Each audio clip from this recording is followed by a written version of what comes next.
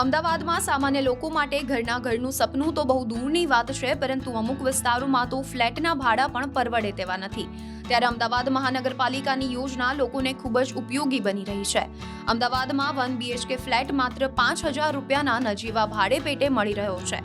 અમદાવાદમાં એક સમયે ખંડેર બનેલા EWSના આવાસો આજે AMC માટે મોટી આવકનું સાધન બની ગયા છે. EWSના આવાસોને ભાડે આપવાની યોજનાને સારી સફળતા મળી રહી છે, તો પ્રધાનમંત્રી રેન્ટલ એફોર્ડેબલ હાઉસિંગ યોજના અંતર્ગત આવાસો ભાડે આપવાની યોજનાથી ગરીબ લોકોને 5,000ના નજીવા ભાડામાં અદ્યતન સુવિધાઓ મળી રહી છે. તો કોર્પોરેશનને પણ અત્યાર સુધીમાં 81 લાખની આવક થઈ છે. સાફ સફાઈ, 24 કલાક પાણી અને સિક્યોરિટી, CCTV સહિતની સુવિધાવાળા આવાસમાં મોટી સંખ્યામાં લોકો વસવાટ કરી રહ્યા છે. માત્ર રાજ્યના જ નહીં, અન્ય રાજ્યોમાંથી આવતા લોકો પણ આ યોજનાનો લાભ લઈ રહ્યા છે. 5,000 ભાડા મળી જઈએ, રહેવાનું સારું, વ્યવસ્થા સારી, બધી પાણી કોઈ એમને તકલીફ નહીં, બધી રીતે સારું. કોઈ તકલીફ હોય તરત કીજીએ તો આ લોકો તરત હાજર રહે, કોઈ તકલીફ નહીં અમે લોકો કોઈને. પહેલા મેં વેજલપુર, એ બહુ તકલીફ હતી વેજલપુર રહેતા તેમને. એ તો 6,000 હતા, 7,000 હતા એવું ભાઈ, પણ અહીંયા આવ્યા છે અમને બહુ સારું છે. मैं वस्त्रापुर में पहले रहती थी. अभी यहाँ पे मुझे पता चला कि यहाँ रुद्रम अपार्टमेंट में क्वार्टर अलॉट हो रहे हैं, तो मैं आई यहाँ पे पता की, तो पता चला कि क्वार्टर अभी मतलब तो अवेलेबल नहीं है, लेकिन आपका नंबर अगर खाली होगा तो आ जाएगा. तो ऐसे ही हुआ, मैंने फॉर्म भर दिया, मेरा नंबर भी आ गया और मुझे क्वार्टर भी मिल गया और अभी सुख सुविधा से रह रही हूँ. सारी फैसिलिटी भी है, सिक्योरिटी है, सफाई है और तो मुझे कोई ऐसी दिक्कत नहीं दिखी यहाँ पे. पहले जहाँ रहती थी वहाँ पर कितना किराया था, आज कितना किराया आपको डिफरेंट लग रहा है? उसके सामने कितने साल से आप यहाँ पर अहमदाबाद में, गुजरात में हैं? गुजरात में तो मेरे रहते हुए 10 साल हो गए. पहले तो मैं गवर्नमेंट क्वार्टर में रहती थी, गवर्नमेंट एम्प्लॉयज थी, लेकिन अभी बाहर रेंट पे रहती थी तो वहाँ पे मेरा 7,000 क्वार्टर का भाड़ा था. अभी यहाँ पे मेरा 5,000 है और अभी तो 5,000 ही चल रहा है. अब देखते हैं कब तक चलता है 5,000.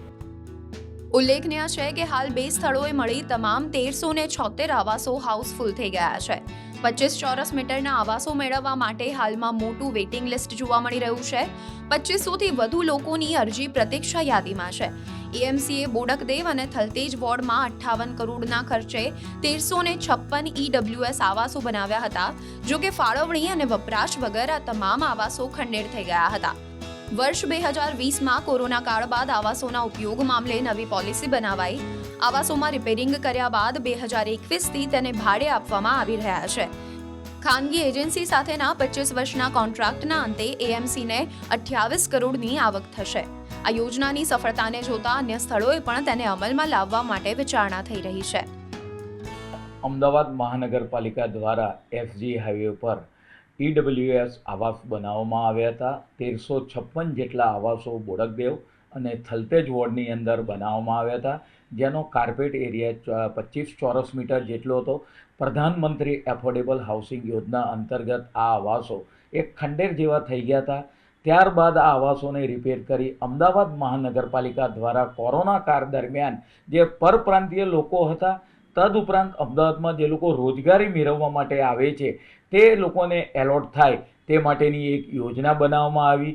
પરિણામે એજન્સી દ્વારા આ મકાનોને રિપેર કરવામાં આવ્યા અને એજન્સી દ્વારા જે પરપ્રાંતીય લોકો અને અમદાવાદમાં રોજગારી મેળવવા માટે આવતા હોય છે તેવા લોકોને આ મકાન એલોટ કરવાનું નક્કી કરવામાં આવ્યું. પરિણામે એજન્સી દ્વારા 21થી એની કોરોના કાળ દરમિયાન શરૂઆત કરવામાં આવી.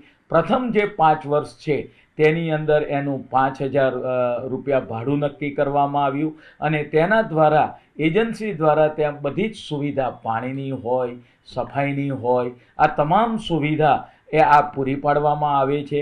અને એક સુંદર મકાનની અંદર જે લોકો ફૂટપાથ પર રહેતા હતા અથવા તો રોજગારી મેળવવા માટે જે લોકો આવતા હતા તેમને આવા સારા પોશ એરિયાની અંદર આ મકાન મળવા લાગ્યા. તેનું દર 5 વર્ષે ભાડાની અંદર 10%નો વધારો થતો હોય છે, એટલે કે 26ની અંદર આ ભાડું 6,000 હશે.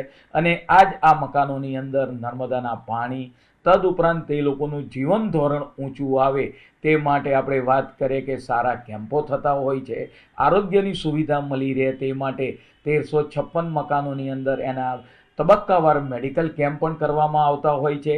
આમ આ આપણે વાત કરીએ કે જે આવાસ છે પ્રધાનમંત્રી એફોર્ડેબલ હાઉસિંગ કે જે દેશના માનનીય વડાપ્રધાન નરેન્દ્રભાઈ મોદી સાહેબ છેવાડાના માનવીની ચિંતા કરતા હોય છે, તેમનું જીવન ધોરણ ઊંચું આવે તે માટે આવાસોની અંદર તમામ પ્રકારના આપણે વાત કરીએ કે ધાર્મિક કાર્યક્રમો હોય, તદુપરાંત તેઓને કુટેવો નાબૂદ થાય તે માટેના કાર્યક્રમો, સત્સંગના કાર્યક્રમો અને તદુપરાંત મેડિકલ કેમ્પ, એમનું આરોગ્ય જીવન પણ ઉપર આવે તે માટેના તમામ કાર્યક્રમો, કેમ્પો આ આવાસની અંદર કરવામાં આવે છે. આ આવાસોને એટલી બધી સફળતા મળી છે કે હાલમાં આ આવાસોની અંદર 500 કરતાં વધારે વેઇટિંગ ચાલી રહ્યું છે. પરિણામે મહાનગરપાલિકા દ્વારા આવનાર સમયગાળા દરમિયાન બીજા ઝોનની અંદર પણ આ આયોજન માટે વિચારણા હાલમાં ચાલી રહી છે કે જે લોકો બહારથી આવતા હોય તે લોકોને રેન્ટલ બેઝ ઉપર આવા 25 ચોરસ મીટરના 2 રૂમ રસોડાનું મકાન મળી રહે.